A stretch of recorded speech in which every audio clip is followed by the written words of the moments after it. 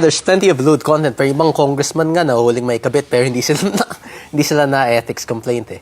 It's about the timing of the complaint and why they would choose to do that. Since if they were to create precedents where such things were to be regulated and when the ethics committee is capable of suspending, reprimanding, or even expelling politicians once they have a supermajority in Congress, then these types of things can be weaponized by future administrations, and that's the worst part about the ethics complaint. Because personally speaking, the suspension does not truly negatively affect me.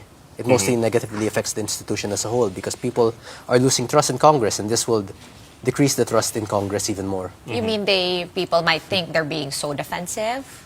Well, they are being so defensive because I'm the one who is planning to file an impeachment case on Marcos, and coincidentally, I'm also the one who happens to be suspended. Oh, we just had you last week. You didn't say that yet. When did this idea? No, I revealed it already. I posted it twice on social media. Okay. Once in October and once in November. So we're still gathering evidence, not just regarding Marcos's involvement in the flood control, but also his, Senator Amy Marcos's revelation that he is a drug addict, which is detrimental to our country as a whole if we have a drug addict as president. So this impeachment complaint you plan to file, when do you plan to file it? And can you file?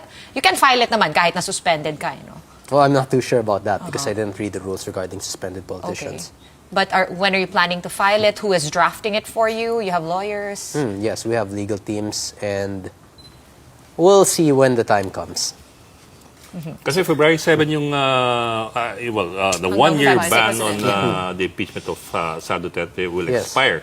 Are you hoping to do that, your filing, before February 7, or are you open to having it after February? Kasi things would change, of course, after February 7. Things would definitely change, and more evidence would release, more people will release statements against Marcos by that time. So yes, once more evidence has been released against Marcos, and once public opinion against Marcos has gradually worsened, then that's when we can start filing. So are you confident you're going to gather enough signatures for that?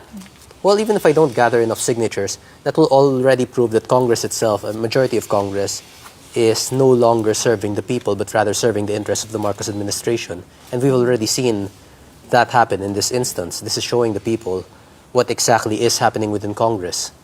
But tell us about the charges that you plan to file. Exactly what will be your basis for impeachment? For impeachment?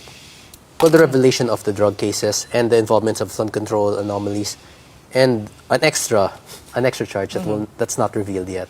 But the Constitution is very particular about what kinds of charges can be filed for impeachment. Yes. For example, betrayal of public trust and so on down the line. So exactly how do you plan to go about this, and what kind of charges do you plan to file?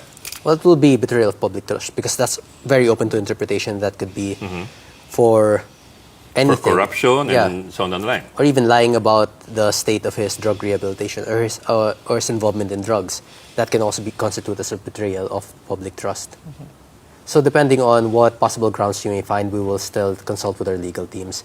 But his involvement in the flood control anomalies and him being the mastermind in all of this, and also in his drug-related revelations made by Senator Amy Marcos would be the most stable grounds that we would have. That's your most solid, you think?